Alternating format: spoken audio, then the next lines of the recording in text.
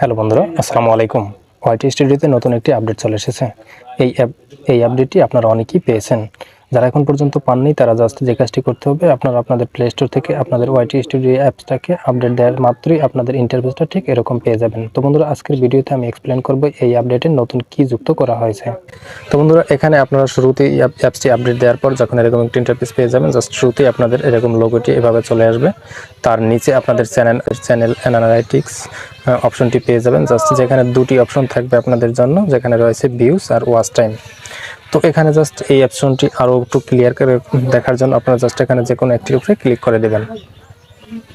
তো ওখানে ক্লিক করে দেওয়ার পর ঠিক আগের মতো আপনারা সেম অপশনগুলো পেয়ে যাবেন। জাস্ট এখানে উপরে রয়েছে ভিউজ, তারপর রয়েছে টপ কন্টেন্ট, যেগুলো লাস্ট 28 দিনে সবচেয়ে বেশি ভিউ হয়েছে সেগুলো এখানে পেয়ে যাবেন। তারপরে আপনারা পেয়ে যাবেন লাস্ট 48 ঘন্টার যে আপনার রিয়েল টাইম এবং লাস্ট 48 ঘন্টার যে ভিডিওতে সবচেয়ে বেশি ভিউ এসেছে সেগুলো এখানে পেয়ে যাবেন। তো জাস্ট আমি একটু উপর থেকে বলি, জাস্ট উপরে শুরুর ইন্টারফেসটা আপনারা পেয়ে যাবেন, দেখতে পাচ্ছেন যে ভিউ। তারপরে আপনারা পেয়ে যাবেন এখান থেকে একটু স্ক্রল করলে পেয়ে যাবেন ওয়াচ টাইম। তারপর স্ক্রল করলে পেয়ে যাবেন জাস্ট লাস্ট 28 দিনের যে সাবস্ক্রাইবগুলো রয়েছে সেগুলো পেয়ে যাবেন। তার রয়েছে জাস্ট এগুলো কিন্তু আগের ইন্টারফেসের সাথে সেম মিল রয়েছে, এগুলো কোনো পরিবর্তন আনে নেই। তারপর অডিয়েন্স, এগুলো কিন্তু আগে এরকমভাবে আপনারা ছিল। তো জাস্ট এখানে নতুন করে বলার কিছুই নেই। আমি আজকে এই টিউটোরিয়ালের মাধ্যমে আপনাদেরকে দেখাবো যে এই ইন্টারফেসে কি কি নতুন এসেছে আর সেগুলো আপনারা কিভাবে ব্যবহার করবেন।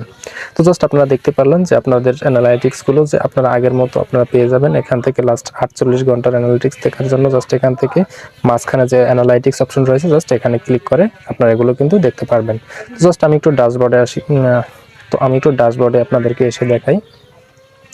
তো এখানে কিন্তু আপনাদের যে এখানে কিন্তু আগে এরকম 3টি ভিডিও আপনাদেরকে শো করতো ইন্টারফেসে, কিন্তু এই তিনটি ভিডিও শো করানোর ইন্টারফেসটা কিন্তু এরকম ছিল না, অন্যরকম ছিল।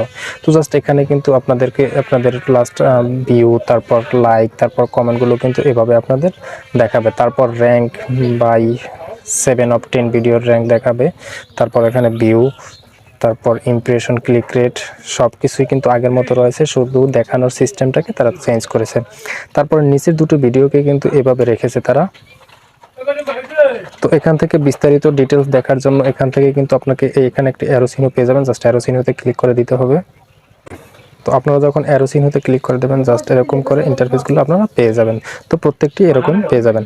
তো তারপরে আপনারা যদি আপনি 2 নম্বর অপশনটিতে কন্টেন্ট অপশনটিতে ক্লিক করে দেখাই, কন্টেন্ট এগুলো কিন্তু সবই আগের মতো সেম রয়েছে। জাস্ট শুধুমাত্র এখানে ড্যাশবোর্ডের প্রফেশনাল লুকটা তারা একটু চেঞ্জ এনেছে, সব ডিটেলস সবই ঠিক রেখেছে। তো এখানে হতাশা বা বিভ্রান্তি হওয়ার আপনাদের মধ্যে কিছুই নেই। শুধু তারা ড্যাশবোর্ডের ইন্টারফেসটার লুকটাকে চেঞ্জ করেছে, কিন্তু সব ডিটেলস সব কিছুই তারা ঠিক রেখেছে। তো আশা করি আপনাদের ব্যবহার করতে আর কোনো সমস্যা হবে না। অন্যান্য ইন্টারফেস সবগুলোই ঠিকই রয়েছে। তো এই ভিডিওটি বানানো হয়েছে যাতে আপনারা এই প্রফেশনাল লুকটাকে দেখে আপনারা যাতে বিভ্রান্তি না হন, এজন্য বোঝানোর জন্য তৈরি করা হয়েছে। ভিডিওটি যদি আপনাদের কাছে ভালো লাগে তাহলে একটি লাইক এবং ভিডিওটি সম্পর্কে কমেন্ট করে যাবেন অবশ্যই। আর চ্যানেলটাকে সাবস্ক্রাইব করে রাখবেন পরবর্তী ভিডিও দেখার জন্য। ধন্যবাদ সকলকে। আসসালামু আলাইকুম।